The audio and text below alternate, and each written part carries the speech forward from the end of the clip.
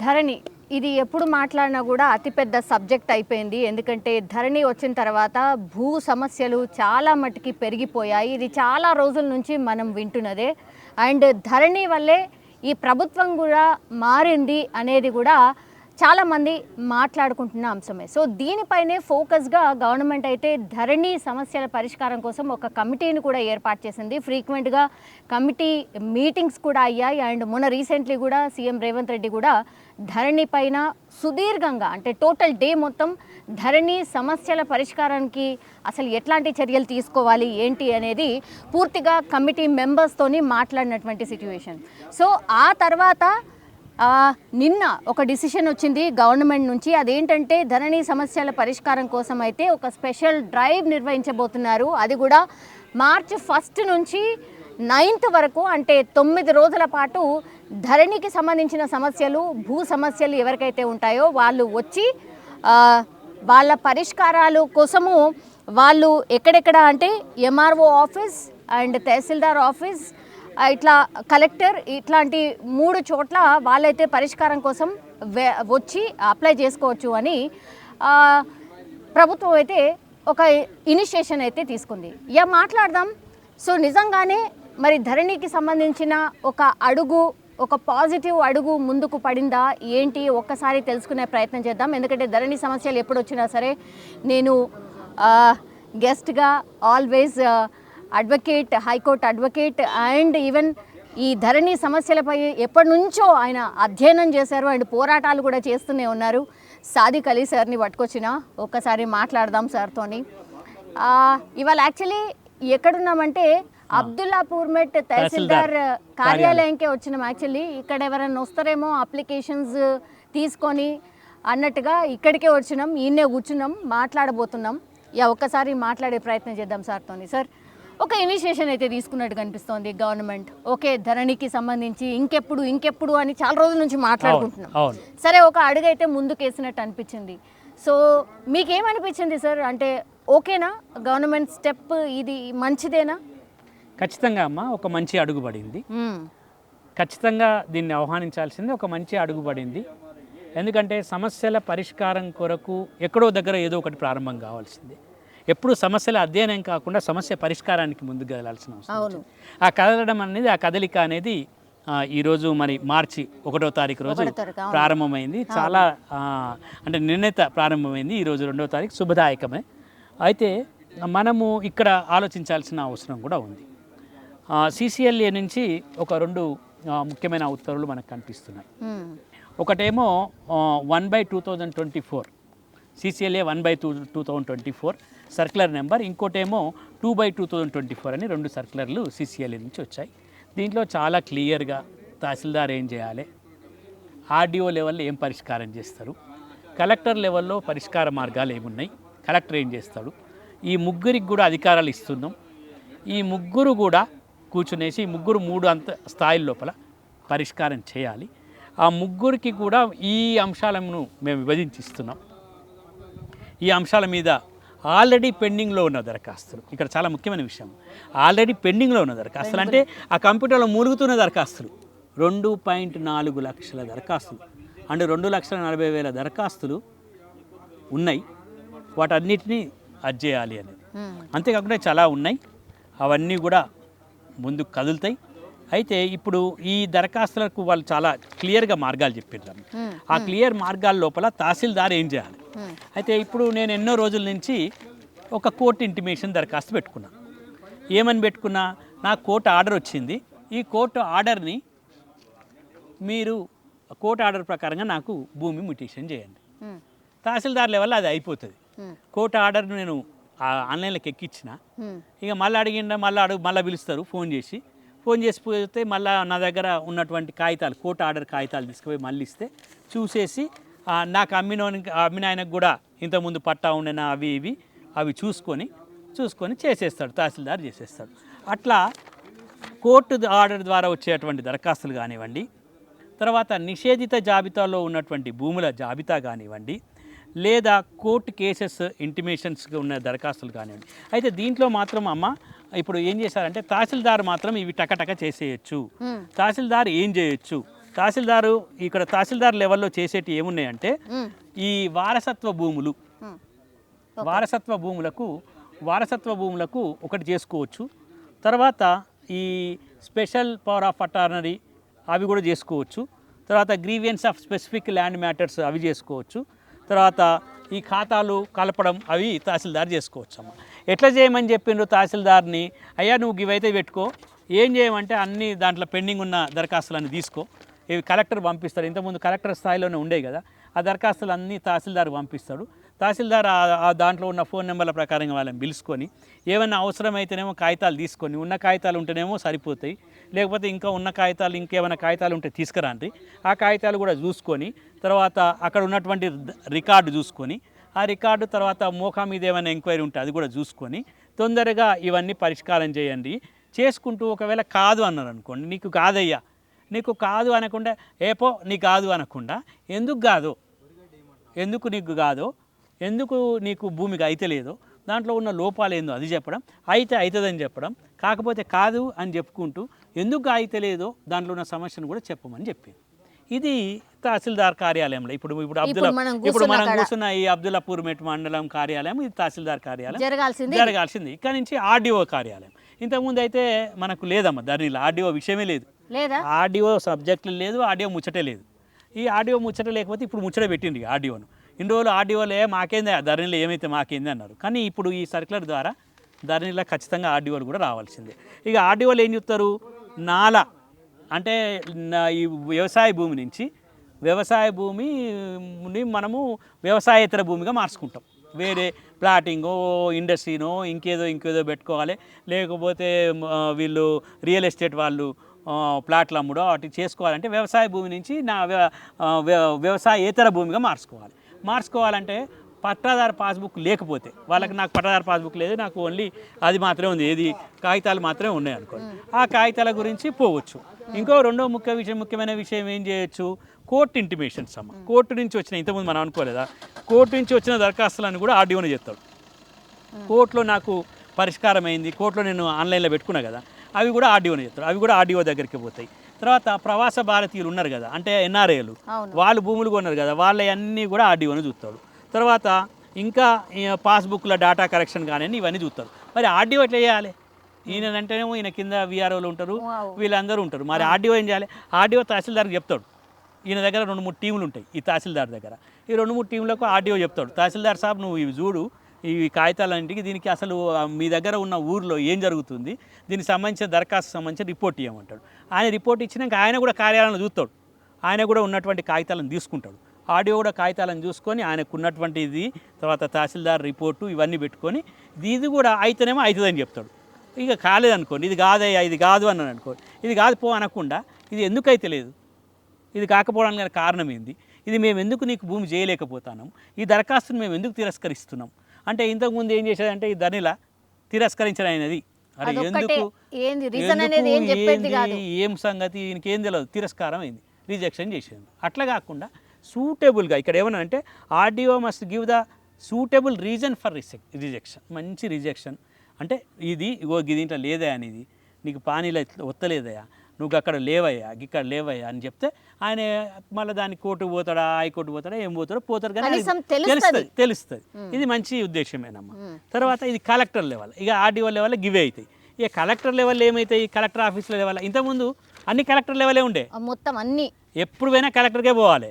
ఇప్పుడు ఆ collector board లేదు, తహసీల్దార్ లెవెల్ అయితే తహసీల్దార్ లెవెల్ అవుతాయి, ఆర్డీఓ లెవెల్ అయితే ఆర్డీఓ లెవెల్ అవుతాయి, కలెక్టర్ లెవెల్ అయితే కలెక్టర్ లెవెల్ అవుతాయి.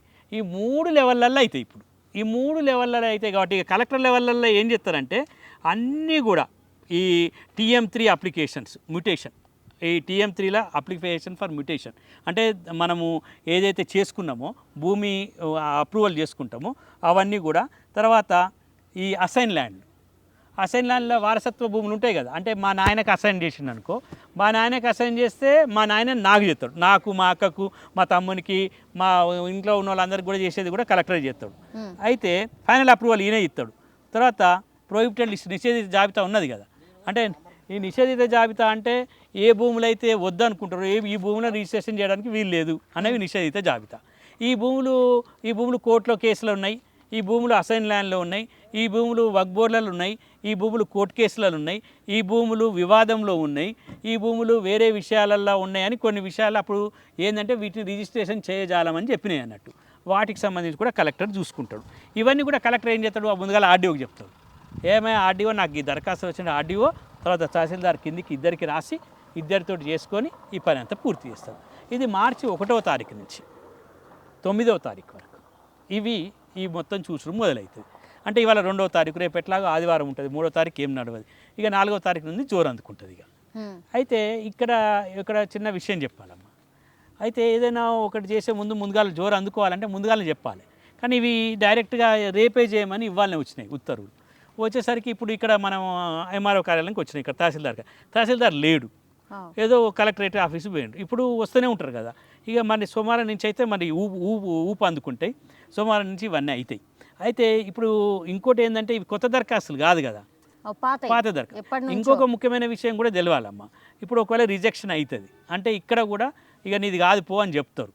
నీది కాదు అన్నప్పుడు మనము బాగా నిరాశపడాల్సిన అవసరం లేదు. మనం కోర్టుకు పోవచ్చు, అవసరమైతే అప్పీలు పోవచ్చు, మళ్ళీ కలెక్టర్ దగ్గర పెట్టుకోవచ్చు. మళ్ళీ చట్టం కూడా మారబోతుంది. ఈ చట్టాన్ని కూడా ఈ ప్రభుత్వం మారుస్తుందట. అప్పుడు కూడా మనకు మళ్ళీ కోర్టులు వస్తాయి, మళ్ళీ మనకు ఒక పరిష్కార మార్గం వస్తుంది.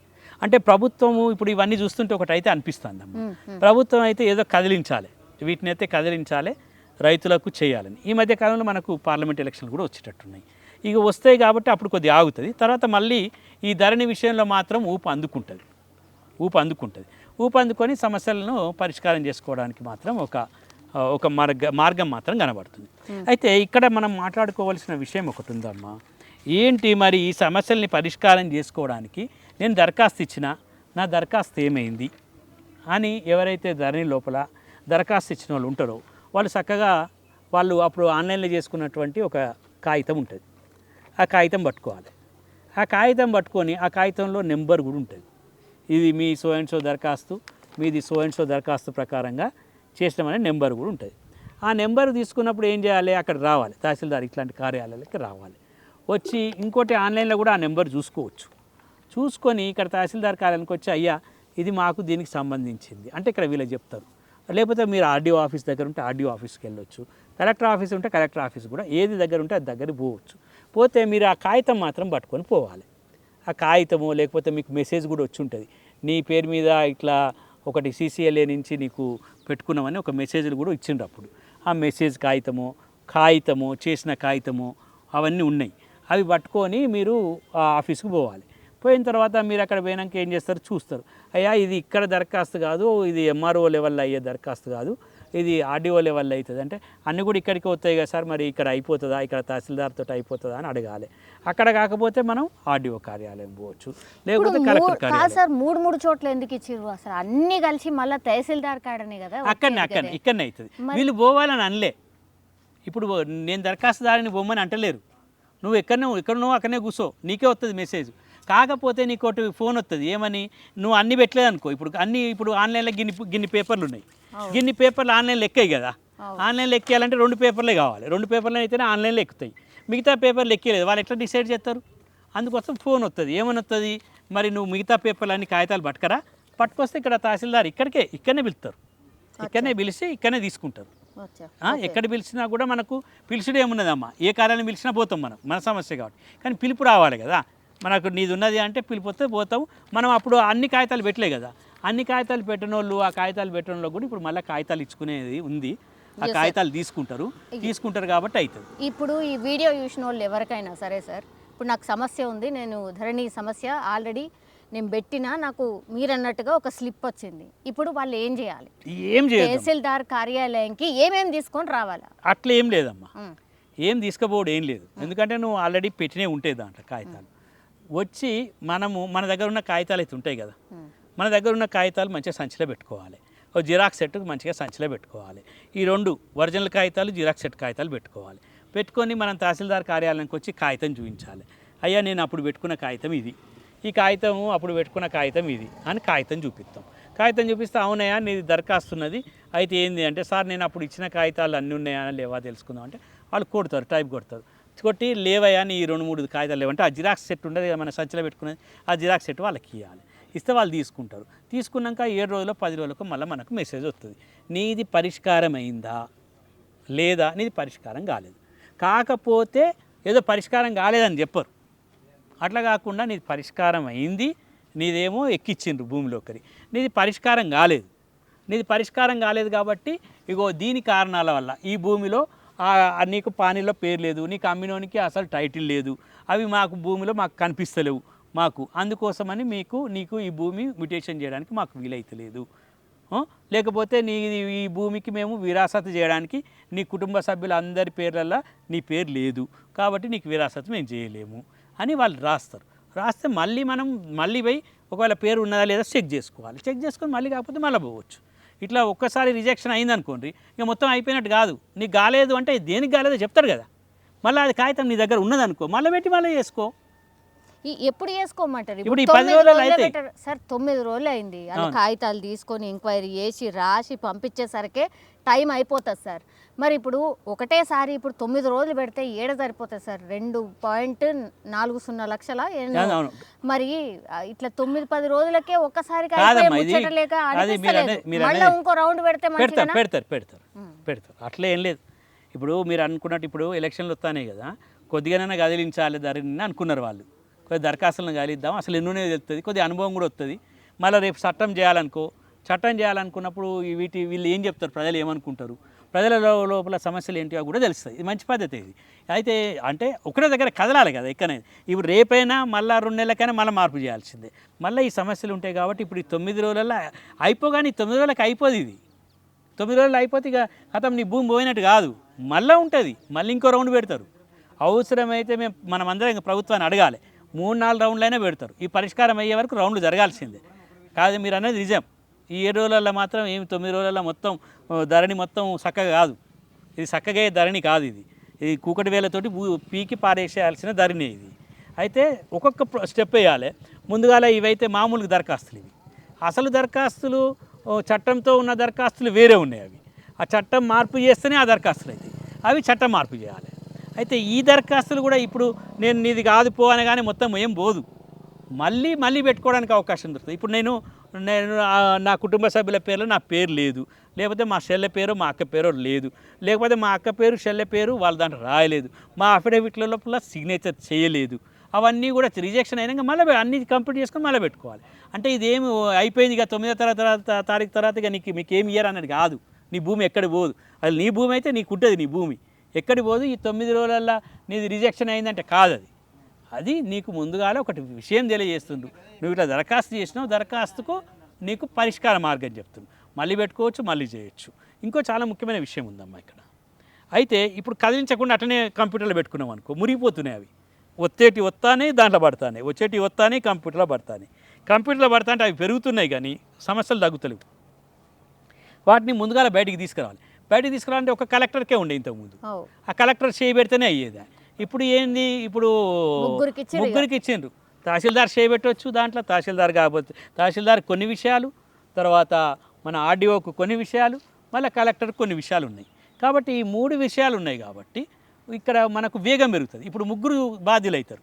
ఇంతకుముందు కలెక్టర్ మన తహసీల్దార్ సాబానికి ఏమున్నదే కలెక్టర్ అడిగితేనే నేను చేస్తాను, నాకు రావాలి కదా రిపోర్ట్ అని ఆయనకి ఎన్నో పనులు ఉండేది. మళ్ళీ ఆర్డీఓది అసలు విషయమే లేదా దాంట్లో, నాకు ధరణితోటి పనే లేదబ్బా, నాకు ధరణి లేదా, అది పీడా పోయింది అనుకున్నాను. కానీ ఇప్పుడు ఈ సర్క్యులర్ తోటి ధరణితోటి ఆర్డీఓ కూడా పని పడ్డది.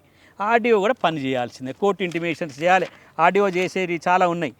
ఆర్డీఓ లెవెల్లో నాలా వితౌట్ పాస్బుక్ చేయాలి, grievance related to land acquired అంటే భూసేకరణకు సంబంధించిన అన్నీ ఆయనే చేయాలి. తర్వాత ప్రవాస భారతీయులు ఆయనే చేయాలి. తర్వాత ఈ పీపీబీ ఇన్స్టిట్యూషన్స్ అంటే ఇప్పుడు సంస్థలకి వచ్చేటువంటి వాటికి పట్టదారు పాస్బుక్లు ఆయనే ఇవ్వాలి. తర్వాత కోర్టుకు సంబంధించిన కోర్టు కేసులన్నీ ఆయనే చూసుకోవాలి ఇప్పుడు ఆర్డీఓకు. ఇవన్నీ ఇంతకుముందు లేదు కదా ఆర్డీఓది. కాబట్టి ఏమైంది, పని విభజన జరిగింది, కొద్దిగా వికేంద్రీకరణ జరిగింది. అప్పుడేమో తీసుకుపోయి కలెక్టర్ లేకపోతే సీసీఎల్ఏ. కలెక్టర్కి ఎక్కడ టైం దొరుకుతుందమ్మా, ఎప్పుడైనా మాట్లాడడానికే కలెక్టర్కి టైం ఉండదు. ఆయన మాట్లాడమంటే నా దగ్గర టైమే లేదంటాడు, నాకు ఎలక్షన్లు అంటాడు, ఇంకేదో అంటారు కదా అమ్మ. కలెక్టర్ ఒక్కరితో పని కూడా ఉంటుంది కదా. అందుకోసం తహసీల్దార్లకు అధికారాలు ఉన్నాయి. ఏది ఉన్నాయి ఇప్పుడు తహసీల్దార్లకు కూడా నువ్వు కూడా చేసేవా, నువ్వు కూడా చేసేయని చెప్తుంది ఈ ఆర్డర్. ఇక్కడనే ఒక పరేషాన్ వచ్చింది సార్. మనకు తెలుసు కదా తహసీల్దార్ ఆఫీస్లో ఏం జరిగినాయో గతంలో. అసలు విఆర్ఓ విఆర్ఏలు వద్దురా నాయన, వాళ్ళకు చేతులు దడిపితే కానీ పనులు అయితే లేవు. ఇది బాగా అంటే ప్రజల్లో పాపము బాగా అంటే నెగిటివిటీ వచ్చేసింది సార్. అంటే ఎట్లా అంటే నాకు పైసలు ఇస్తేనే పని అవుతుంది, ఎవరు పైసలు ఇస్తే వాళ్ళకి పనిచేసుడు, ఇట్లా మనం చూసినాం సార్. సార్ ఆ వ్యవస్థను అయితే ప్రజలు కోరుకుంటలేరు సార్. మరి దీనికి ఎట్లా పరిష్కారం? ఒకటి ఇప్పుడైతే కొత్త దరఖాస్తు అయితే కాదు ఇది పెట్టేది, పాత దరఖాస్తు పెట్టినాం. పాత దరఖాస్తు కూడా మీరు అన్నట్టు ఎక్కడో దగ్గర కొంతమంది దుర్మార్గులు ఉంటారు. ఏం చేస్తారు, పైసలు ఇది చేపిస్తా అంటారు. నమ్మొద్దు, ఎట్టి దళాలను నమ్మాల్సిన అవసరం లేదు. ప్రభుత్వం, రాష్ట్ర ప్రభుత్వం ఒకటే విషయం చెప్పింది కూడా ఇది తీసేటప్పుడు. మేము కమిటీ సభ్యులతో కూడా విన్నాం. సాదిక్ సాబ్ మీరు పోయినప్పుడు అందరికీ చెప్పండి, పైసలు మాత్రం పెట్టొద్దు, ఇది పైసలు ఇస్తే అయ్యే పనులు కావు. ఇప్పుడు దీన్ని రాయాలి కాదమ్మా. ఇప్పుడు నీకు భూమి చేసినా ఎందుకు చెప్తున్నా రాయాలి, నాది తిరస్కారం చేసినా ఎందుకు చెప్తానో రాయాలి. ఒట్టిగానే రిజెక్టెడ్ అని రాసుకుంటూ లేదు కదా ఇప్పుడు అట్లాంటి నడవయిగా అని మేము అనుకుంటున్నాం. అయినప్పటికీ ప్రజలు ఏం చేయాలంటే అడిగేటోళ్ళు అడుగుతారు. ఇప్పుడు బరాబర్ అడుగుతారు, బరాబర్ ఆఫీసులల్లో అడుగుతూ ఉంటుంది. మనం కూడా ఏమనుకుంటాం అంటే ఊకే 4 సార్లు ఏం తిరుగుతారు, అని తిరిగే పైసలు ఆయనకి ఇచ్చేస్తే అయిపోతుంది అనుకుంటాం. అట్లా అనుకోవద్దు. మీరు ఇంట్లో కూర్చోనైనా మీరు ఆన్లైన్లో చెక్ చేసుకోవచ్చు. కాబట్టి మేము ఒకటే అడుగుతున్నాం, ధరణి మీద మేము కొంత పని చేసిన వాళ్ళము, తర్వాత ప్రజల్లోకి వెళుతున్న వాళ్ళం, ప్రజల గురించి మాట్లాడుతున్న వాళ్ళం. కాబట్టి దయచేసి మీరు ఎవ్వరు కూడా అవినీతికి ఆస్కారం ఇవ్వకండి. ఒకవేళ అవినీతి అధికారులు ఉన్నారు, మేము లేరని చెప్తలేము. అవినీతి అధికారులు ఇంకా ఉన్నారు, అవినీతిని అడుగుతూనే ఉంటారు, కరప్షన్ జరుగుతూనే ఉంటుంది. కానీ మనం కొద్దిగా వ్యతిరేకంగా చేయాలి. ఇది ఆన్లైన్లో ఉన్న దరఖాస్తులు కాబట్టి మీ అందరికీ మేము చెప్పేది ఒక్కటే, మీరు పరిష్కారానికి అడగండి, ప్రశ్నించండి, మీ హక్కును తీసుకోండి తప్ప మళ్ళీ ఏదో పైసలు ఇస్తే అంటే కావు, మళ్ళీ అవి రివర్స్ అవుతాయి. ఈసారి దీంట్లో పైసలు ఇచ్చే పనులు అట్లా చేయడానికి ఏం వీలు కల్పించేటట్లు లేవు. ఇది చట్ట ప్రకారంగా జరుగుతుంది. పైసలు తీసుకున్నా అదే చేస్తాడు, పైసలు తీసుకోకున్నా అదే చేస్తాడు. కాబట్టి మనం పైసలు ఇచ్చే అనవసరంగా, పైసలు ఇచ్చినోనికి అదే పని అవుతుంది, పైసలు ఇవ్వను. కాబట్టి మీ ప్రజలకు చెప్పే పైసలు ఇవ్వకుండా ఉంటేనే మంచిది. పైసలు ఇవ్వకండి, పైసలు ఖర్చు చేయకండి, అప్పుల పాలు కాకండి, పానం మీదకి తెచ్చుకోకండి. పైసలు ఇచ్చినాక అదే పని అవుతుంది, పైసలు ఇవ్వకున్నాక అదే పని అవుతుంది. మీకు ఎక్కడ లేని భూమి అయితే ఆయన రాయడు, ఆయన రాస్తే ఆయన ఉద్యోగం పోతుంది. మీ భూములు ఎక్కడికి పోవు. ఒక్కటేంటంటే మనకేంటంటే అని మనం ఒకటి అనుకుంటున్నాం, ఆ పైసలు ఇస్తేనే పని అవుతుంది. కాదు, అది ఇప్పుడు కాదు. ఏమంటున్నా సార్, ఒక నమ్మకం కల్పించేందుకు మరి సీసీ కెమెరాలు అట్లాంటివి పెడితే ఏమవుతుంది? అక్కడ తీసుకునే దగ్గర సీసీ కెమెరాలు అని అంటే పెడితే అసలు ఏం చేస్తారు ఏంది అనేది కూడా ఒకటి తెలిసిపోతుంది కదా. రిజిస్టార్ కార్యాలయాల్లో పెట్టిండ్రమ్మా, రిజిస్ట్రేషన్ ఆఫీసులలో అయితే సీసీ కెమెరాలు ఉన్నాయి. ఇక మరి ఇక్కడ కార్యాలయాల్లో కూడా పెట్టాలి. ఎందుకంటే మనం ఇక్కడనే ఒక సంఘటన చూసినాం, ఇదే మండలంలో ఇప్పుడు ఇది చారిత్రక మండలం. ఇక్కడనే ఏం చేసిండ్రు, ఎంఆర్ఓది యాక్సిడెంట్ అయింది. అది ఎట్లా అయింది ఏంటిది అనేది మనం పురపురాలు కాకుండా ఎంఆర్ఓని అయితే చచ్చిపోయింది పాపం. ఆమె చచ్చిపోయింది, ఆమె మీద భోజన కిరసనాయలు ఆయన చచ్చిపోయిండు, వీళ్ళ ఇంకో అటెండర్ వాళ్ళు ఉంటే ఆయన చనిపోయిండు. అంత గందరగోళం అయితే ఈ మండలంలో జరిగింది కదా, ఇవన్నీ జరిగినాయి కదా. మరి ఇవన్నీ మనము అంటే ఈ చారిత్రక నేపథ్యం ఉంది కాబట్టి అవినీతికి వ్యతిరేకంగా మనం ఆలోచన చేయాల్సిన అవసరం ఉంది. మనం అటు అధికారులను పోగొట్టుకోవద్దు, ఇటు ప్రజల్ని పోగొట్టుకోవద్దు. మేము ఏమంటున్నాం అంటే అధికారులు నిజంగా కూడా ప్రజల పక్షాన ఉండడం గత 10 సంవత్సరాల నుంచి మేమైతే చూడలేదమ్మా. 10 సంవత్సరాలు, ఈ 11వ సంవత్సరం రాగానే రేవంత్ రెడ్డి రాగానే మొత్తం అధికారులు మారుతారని మేము అనుకుంటలేము. అధికారులు ఏం మారరు. ఆ అవినీతి వాళ్ళ అధికారుల లోపల ఆ తత్వము, ఆ ఆలోచన అట్లనే ఉంటుంది. కానీ మార్చుకోకపోతే బిడ్డ మరి ప్రభుత్వం ఎంట పడుతుంది అనే ఆలోచన కూడా మనం అందరం తీసుకురావాల్సిన అవసరం అయితే ఇప్పుడు అవి చూస్తున్నాం కూడా. కాబట్టి వదిలిపెట్టే పరిస్థితి లేదు. కాదు అయితే కొంతమంది అంటారమ్మా, కొంతమంది అడుగుతారు కదా, మరి కొత్త ప్రభుత్వంలో మరి మీరేమో ధరణి అవన్నీ విషయాలు మాట్లాడుతుండ్రు, మీ నవీన్ మిట్టలే కాదే, మీ నవీన్ మిట్టలే ఇవన్నీ చేసినంటే ఆయనను కూడా పంపించే రోజు వస్తుంది. ప్రభుత్వాన్ని మేము కూడా చెప్తున్నాం, ఏ మిఠాయినైనా ఏం లేదు, పైసలు తీసుకునే ఏ మిఠాయినైనా వదిలిపెట్టండి మీరు, ఎవరినైనా పంపించాల్సింది. ఎందుకంటే ప్రజల హక్కుల కొరకు భూమి కోసం, భుక్తి కోసం, విముక్తి కోసం జరిగిన తెలంగాణ పోరాటాలు ఇవి. అంటే ప్రతి తెలంగాణలో రక్తం బారని చోట లేదు. తెలంగాణలో అందరం భూమి కోసం కొట్లాడిన వాళ్ళం. ఆ భూమి ఎవరికి చెందాలో ఆ భూమి వాళ్ళకి చెందాల్సిందే. భూమి చెందడం కోసం ప్రభుత్వం కూడా ఒక ప్రయత్నం చేస్తుందనే విషయాన్ని మనం తీసుకుంటాం. ఒకవేళ ప్రభుత్వంలో గనక ఈ ప్రయత్నాలు గనక మళ్ళీ అధికారులు కనుక అవినీతి చేస్తే మనం అందరం ప్రశ్నించాల్సిందే, మళ్ళీ ప్రజా ఉద్యమం తీసుకురావాల్సిందే. అంటే మేమేమంటామంటే ఏదో ఒక్క ఇప్పుడు ఇక్కడ ఇంతకుముందు జరిగిన సంఘటన లాగా ఒక్క ఎంఆర్ఓను ఒక్క తహసీల్దార్ను పట్టుకుంటే కాదు, మొత్తం వ్యవస్థను మార్చాల్సిన అవసరం ఉంటుంది. అది మనం ప్రభుత్వంతో ఆ వ్యవస్థను మార్చాల్సిన పని ఉంటుంది. ఈ అధికారుల లోపల మరి మన దాంట్లోకి వెళ్ళి ఇచ్చేటోళ్ళు తయారైన వాళ్ళు తీసుకునేటోళ్ళు తయారైన, మన దాంట్లోకి వెళ్ళి ఇచ్చేటోళ్ళని తగ్గించుకోవాలి, వాళ్ళు తీసుకునేటోళ్ళని తగ్గించాలి. అయితే మొత్తానికి మాత్రం భూములలో మాత్రం చేయి పెడితే, ఈ భూములలో మళ్ళీ చేయి పెట్టి భూములలో ఇంకేదో చేయాలనుకుంటే మాత్రం తప్పమ్మది. ఇప్పుడు ఈ ప్రభుత్వం మాత్రం ఈ ధరణి లోపల ఏవైతే ఈ 1వ తారీఖు నుంచి, ఇప్పుడైతే ఇది రేపైతే 3వ తారీఖు అవుతుంది, ఇంకా మనకు 6 రోజులు ఉన్నది. ఈ 6 రోజులలో కూడా పరిష్కార మార్గాల కొరకు మనము కొద్దిగా అప్రమత్తంగా ఉండాలి. మనము మన దరఖాస్తులను చూసుకోవాలి. అవసరమైతే తహసీల్దార్ కార్యాలయానికి పోవాలి. ఇప్పుడు అడిగే టైం అమ్మా ఇది. ఇప్పుడు నేను ఇప్పుడు కాదు అంటే కాదు ఇది.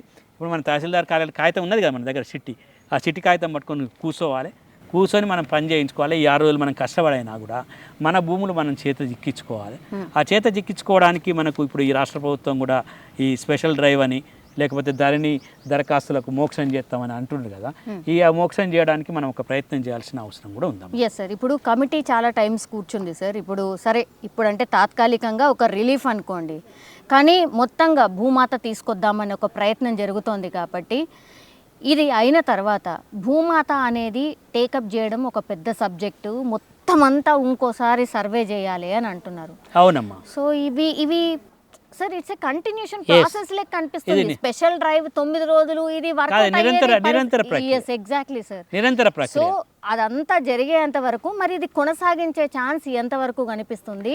ఒకటి సార్ పాపం, ఎందుకంటే చాలా మంది చదువుకోనోళ్ళు, రైతులు ఎవరైతే ఊకే దీన్ని పట్టుకొని తిరిగేటోళ్ళు చాలా మంది ఉన్నారు సార్. అట్లా అంటే వాళ్ళకు శాశ్వత పరిష్కారం దిశగా ప్రభుత్వం ఏమన్నా ఆ దిశగా ఆలోచిస్తుందా సార్? కమిటీ ఏం డిస్కస్ చేస్తుంది అంటే కమిటీ విషయంలోకి వచ్చినప్పుడు వాళ్ళు స్వాస్థ్య పరిష్కారానికి మార్గాలు చెప్తున్నారు. మీరు అన్నట్టు ఈ 9 రోజులలో అయ్యే పని కాదు ఇది 1 రోజులో అయ్యే పని కాదు. ఇది ఒక నిరంతర ప్రక్రియ.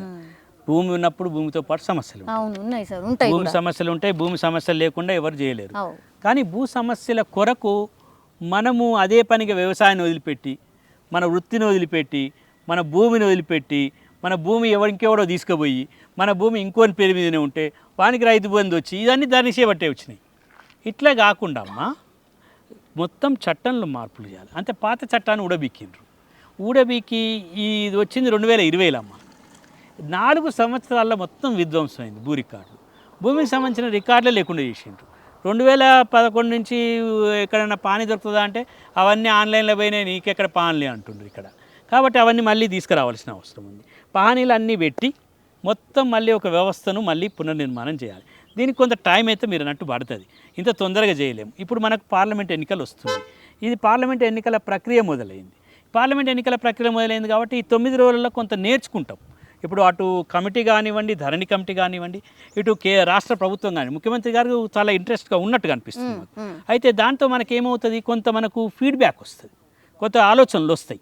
కొన్ని ఆలోచనలు మనం తీసుకొని ఈ ఎలక్షన్లు, ఈ ఎన్నికలు ఇవన్నీ పూర్తయ్యే టైం లోపల మీరు అన్నట్టు అవసరమైతే వర్షాకాల సమావేశం మేము అడుగుతున్నాం అంటే తొందరగా. లాస్ట్ టైం మనం కూర్చున్నప్పుడు కూడా అన్నాం, అయ్యా తొందర చేయండి అంటే ఈ డ్రైవ్ వచ్చి పడ్డది. సరే ఆ తొందర పెట్టినాం. అయ్యా మీరు కనుక చేయకపోతే మేము ప్రజా ఉద్యమం మొదలు పెడతాం, ఇక మీరు ధరణి అన్నారు, ధరణి కమిటీ కూడా ఏం చేస్తలేదు అనే ఆలోచనకు పోయినాం మనం. అంటే వాళ్ళు అన్నారు మేము చేస్తలేము పని, కాబట్టి మేము చేస్తున్నాం, ఈ 9 రోజులు ప్రజలతో ఏం చేయించుకో అనేటట్టు వచ్చింది. ఇప్పుడు మనం కూడా ప్రజలతోటి పనులు చేయించుకోవాలి. ఈ 9 రోజుల తర్వాత మనకు కొన్ని అనుభవాలు వస్తాయి. ఈ 9 రోజుల్లో ఏం జరిగింది, మరి ఆ తహసీల్దార్ దగ్గర ఇచ్చిన అధికారాలు ఏమి ఉపయోగించుకున్నాడు, ఆర్డీఓ ఏం చేసిండు, మరి కలెక్టర్ ఏం చేసిండు, మరి ఉన్న కాడికి చేసిండ్రా, లేని కాడికి చేయలేదా, మరి ఉన్నోళ్ళు ఏమైనా పోయినాయా, మరి ప్రజలు ఏమనుకుంటున్నారు అనేది కూడా ఒక ఫీడ్బ్యాక్ వస్తుంది. వచ్చినాక ఎన్నికలు కూడా వస్తాయి. ఎన్నికలు అయిపోయినాక మనకు చట్టాలు చేసుకుంటాం. భూమికి సంబంధించిన చట్టాలు చేసుకోవడం అవసరం ఉంది. చట్టం ఏంటంటే ఇక స్వాస్థ్య పరిష్కారాలమ్మ. ఇక ఊకే దీని తర్వాత పరిష్కారం, దీని తర్వాత ఈ చెమటోడ్చుడు ఏం కానీ ఆ 2 ఏళ్ళ చెమటోడ్చిండో, ఆయన 3 ఏళ్ళ చెమటోడ్చిండో, కానీ ఇప్పుడైతే మనకు పెద్ద సమస్య తీసుకొచ్చి పెట్టిండు. ఆ సమస్యను మనం పరిష్కారం చేసుకోవాలి. ఇప్పుడు అట్లానే మనం భూమిని వదిలిపెట్టి పోలేం కదా. అందుకోసమని మనం పరిష్కారం చేసుకోవడానికి వీలుంది. ప్రజలు కూడా హక్కులను అడగాలి. నేను పైసలు ఇస్తే పనులు అవుతాయి అని ప్రజలు అనుకోవద్దు, అడగాలి. ఎక్కడ సమస్య ఉంది, ఈ పహనీల సమస్య ఉందా, ఎక్కడ సమస్య ఉంది తెలుసుకోవాలి. నేను ఆ ఎంఆర్ఓ ఆఫీస్లో, తహసీల్దార్ ఆఫీస్లో ఆయనకు పైసలు ఇచ్చి వచ్చినా నా పని అయిపోయింది అంటే, అరే నీకు పానీల పేరే లేదు కాదురా అంటే ఆయన ఎక్కిస్తాడు అంటే ఎక్కించే పరిస్థితులు లేవు ఇప్పుడు. అన్నీ కూడా ఆన్లైన్లో అయిపోయినాయి. ఇప్పుడు పైసలతోటి పనులు కావు. కాకపోతే నీకున్న రికార్డు చూసే ఆ రికార్డు చూసి వేగవంతం ఏమైనా చేస్తారు కావచ్చు, కానీ ఈ డబ్బులతోటి పైసలతోటి పైసలు కావు. ఇప్పుడు భూమి రికార్డులకు సంబంధించి భూమికి సంబంధించి ఏ వివాదం జరిగినా అమ్మ రాష్ట్ర ప్రభుత్వం చాలా సీరియస్గా తీసుకుంటారు. ఒకప్పట్లాగా లేదు. ఒకప్పటిలాగా ఈ అధికారం వేస్తే ఆ అధికారం వేసిండు, ఆ అధికారం వేస్తే ఈ అధికారి కూర్చిండు అన్నట్టు లేదు ఇప్పుడు. కాబట్టి అందరు అధికారులు కూడా ఒక పని చేయాల్సిన అవసరం వచ్చింది. భూ సమస్యలకి పరిష్కారం కాకపోతే ప్రజా ఉద్యమాలు తప్పవు. కాబట్టి అందరం కూడా మనం కూడా ఏంటంటే విసిగిపోయినాం ఇప్పుడు 10 ఏళ్ళ నుంచి. ఇక మనకు ప్రజా ఉద్యమాలు తప్పవు కాబట్టి ప్రజలకు మనం ఒకటే చేయాలి. ప్రజలకు మనం బుద్ధిజీవులు అందరం, మనం తెలిసిన వాళ్ళు అందరం ఏం కాదా నీ భూ సమస్యలు పరిష్కారం అయితే నువ్వు పోవాలి, ఆ సిటీ పట్టుకొని పోవాలి, ఈ ఎరువులు నువ్వు తిరగాలని చెప్పాల్సిన అవసరం. Yes sir. ఇంకోటి ఏంటంటే సార్, ప్రజావాణిలో లాస్ట్ క్వశ్చన్ సార్, ప్రజావాణిలో చాలామంది ఈ భూ సమస్యలకు సంబంధించి అప్లికేషన్లు కోకొల్లలు వచ్చి పడ్డాయి. సో అది కూడా వన్ ఆఫ్ ద రీజన్ ఏమో ఇప్పుడు ఈ స్పెషల్ డ్రైవ్ టేకప్ చేయడానికి. అంటే ఎన్ని వస్తున్నాయో తెలిసిపోయింది వాళ్ళకి. Yes sir. ఇవి పాతాయి సార్, మరి కొత్త ఈ పాపం ఎవరైతే ఇప్పుడు పెట్టుకున్నారో వాటిని కూడా తీసుకుంటే కొంతవరకు ఒకటి ఇది మీరు అన్నట్టు నిరంతర ప్రక్రియ కదా. ఈ కంప్యూటర్లో కొత్తవి తీసుకొని అంటలేదు, ఇది ఇవాళ కూడా పెట్టిండ్రు పెట్రోల్, రేపు కూడా పెడతానేమి. కంప్యూటర్ తీసుకుంటాంది అంటే ధరణి ఈజ్ ఇన్ ప్రాసెస్ అమ్మా. ఇవాళ నాకు నిన్న కోర్టు ఆర్డర్ వచ్చింది అనుకో శుక్రవారం, ఇవాళ రేపు పెట్టాలి, రేపు నడుస్తున్నది, ఇదేం ఆపలే. ఇప్పుడు ఈ 9 రోజుల వస్తాయి, మళ్ళీ 9 రోజుల్లో ఇంకా 90,000 వస్తాయి. అట్లేం లేదమ్మా, ఈ 9 రోజులలో మళ్ళీ 90,000 ఎక్కించుకోవచ్చు. అట్లా ఏం ఏది ఆపలేదు. కాబట్టి ఎక్కడ దరఖాస్తులు అక్కడ జరుగుతూనే ఉంటాయి. కానీ ఒకటే మాన్యువల్గా తీసుకునేది లేదు, అన్నీ తీసుకునేది ఉంది. మేము కూడా కమిటీ వాళ్ళని అడగం, మాన్యువల్గా అంటే ఇప్పుడు వద్దు, కొద్దిగా చట్టం మార్పు చేసినాక మాన్యువల్గా కూడా ఇట్లా పిచ్చి కాగితం ఇచ్చి దరఖాస్తు ఇచ్చి కూడా దరఖాస్తులో నాకు లేదు అని రాసుకుంటే కూడా అది కూడా వస్తుంది. ఏ పార్లమెంట్ ఎన్నికల తర్వాత మళ్ళీ చట్టం మారుస్తారు. ఆ చట్టం మార్చే వరకు మనము ఈ ఆన్లైన్ ఎక్కించుకొని ఏం తీయలేదు, అట్లా ఏం పరిష్కారాలు అవుతాయి, అవి కూడా ఎక్కించుకోవచ్చు. ఏది మారలేదు, రోజుకు రోజు చేసుకోవచ్చు అవి కూడా. ఇంకో ముఖ్యమైన విషయం కూడా, ఇప్పుడు నాకు తిరస్కారం అయిపోయింది, నీది కాదు పో అన్నారు, మళ్ళీ ఎక్కియచ్చు కంప్యూటర్లో. మరి అవన్నీ అంటే నువ్వు ఈ కాగితం పెట్టలేదయ్యా, ఈ కాగితం పెట్టినందువల్ల నీది తిరస్కారం చేసినావు అనుకో, ఈ కాగితం పెట్టి మళ్ళీ కంప్యూటర్లోకి ఎక్కి నీ భూమి విషయం ఎక్కడికి పోదు, నువ్వు పోయినట్టు కాదు. ఇక నువ్వు జీవితాంతం ఈ కాగితం పెట్టలేదు కాబట్టి అది నీ భూమి కాదు పో అంటలేము. ఈ కాగితం పెట్టలేదు అని అన్నావు, నువ్వు ఈ కాగితం పెట్టి మళ్ళీ ఎక్కించినాక ఇక నాకేముంటుంది, మళ్ళీ అడుగుతావు నువ్వు. అప్పుడు కాగితం పెట్టలేదని ఇక్కడ కాగితం ఇచ్చినావు, ఈ కాగితం పెట్టినాక ఎందుకు చేస్తలేవు అని అడగవచ్చు. అందుకోసమని ఇప్పుడు ఏం పరిష్కారం అవుతాయి, మనము ఆసక్తితో ఉందాం, నిరాశపడద్దు, ఆశతో బతుకుదాం. ఖచ్చితంగా మన తెలంగాణలో అదే చెప్తున్నాం, మనకు ఆశ ఉన్నది, అదే ఆశనే కాదు మనకు చైతన్యం ఉంది, మనకు చైతన్యమే కాదు మనకు ప్రశ్న ఉంది, ప్రశ్ననే కాదు కొట్లాడే శక్తి ఉంది, కొట్లాడే శక్తి కాదు నిలబడి గల్లబడి పని చేయించుకునే శక్తి సామర్థ్యాలు మనకు ఉన్నాయి. ఖచ్చితంగా మన భూమి మనకు వస్తుంది. దారిని కాదు దాన్ని ఉడవికి పారేసినాం. ఎవరిని బంగాళాఖాతంలో వేయాలని వాళ్ళు వేసుకున్నారు ప్రజలు, మనం కాదు. ప్రజలు చాలా ముఖ్యం. తెలంగాణ ప్రజల తెరుపువద్దు, తెలంగాణ ప్రజల భూములు రక్షించాలి, అది మనకు కావాలి. Yes sir, thank you sir, thank you so much. మొత్తం మీద అది ధరణి సమస్యలకు సంబంధించి అయితే గవర్నమెంట్ ఒక ఇనిషియేషన్ అయితే తీసుకుంది. ఇది మంచి స్టెప్పే. ఒక 9 రోజులు అయితే సరిపోవు, it's a continuation process. So ఇప్పుడు 9 రోజులు స్పెషల్ డ్రైవ్ కండక్ట్ చేసిన తర్వాత ఫీడ్బ్యాక్ అయితే డెఫినెట్లీ వస్తుంది. ఆ తర్వాత మరి గవర్నమెంట్ ఇంకేమైనా డిసిషన్ తీసుకుంటుందా, లేకపోతే ఆ నెక్స్ట్ కూడా ఏమన్నా ఇంకా కూడా ఆ స్పెషల్ డ్రైవ్ని కంటిన్యూ చేస్తుందా, మేబీ కంటిన్యూ చేస్తేనే బాగుంటుంది అనేసి కూడా చాలామంది అభిప్రాయం కూడా. ఎందుకంటే కొన్ని లక్షలలో అప్లికేషన్స్ అట్లా పెండింగ్లో ఉన్నాయి, భూ సమస్యలు పేరుకుపోతున్నాయి. కాబట్టి ఇట్లాంటి ప్రాసెస్ అయితే కొనసాగాలి. ఎందుకంటే ఒక కొత్త ధరణి తీసేసి ఇంకో కొత్త భూమాత అని ఏదైతే ప్రామిస్ చేసిందో అది టేకప్ చేయడానికి టైం పడుతుంది. కాబట్టి ఆ లోపల మరి ఇట్లాంటి స్పెషల్ డ్రైవ్స్ కొనసాగితే బాగుంటుంది అనేది కూడా ఒక అభిప్రాయం అయితే వ్యక్తమవుతుంది. చూడాలి మరి గవర్నమెంట్ ఎట్లాంటి డిసిషన్ తీసుకుంటుంది అనేది.